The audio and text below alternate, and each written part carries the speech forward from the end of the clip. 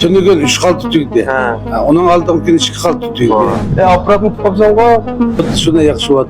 Razı bo'ldingiz. Razı oldu. Bo'ldi kamasma yana davomlashtirirdimmi? Oldu. Kundoz davomli qarataveramiz aka. Ha, Mavla. Mavla. Hey. Baba oğlum. Qaydan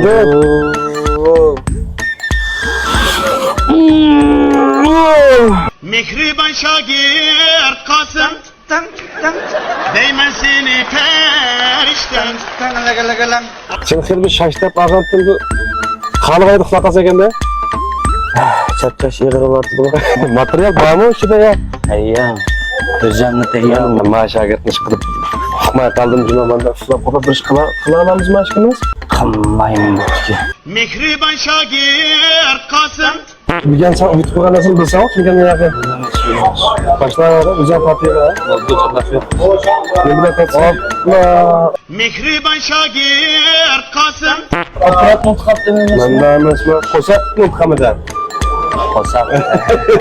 Yamat keladi bu. Sen berib qachlayman? Mihriban şagir Kasım Bana kuruk bir apparat getirmedim de para aşırı. Çapar. Yardım var mı? Ana amine dükkanda ticaretini yaxshilaymiz deb biz boshlagan ishlarni. Hozir mana o'rgatgan hesabda eng birinchi shogirdimizdan keyin unumi chiqib qoldi hozir. Mana bu shogirdimiz shu. Yaxshi tomoni bilan yana meni o'xshash shogirdim bo'ldi. Shunday aka? Shunday. Mana hozir malani chiqarib filmni chiqardik, ko'rilish mana. Mana birisini 12 ming, birisini 30 ming mantiq hozir yo'lida. Mushunda ko'rishdan qolgan so'tsi qanday bo'ldi o'z og'zingizda anglaydi. Soğudu şuna yakışıvadı. Razı bo'ldingiz. Razı oldu. Qancha qanday deyapsiz? Tünügün 3 kal tutuydu. Ha. Onun aldığım 2 kal tutuydu. Hazırım 1 kal tutuydu.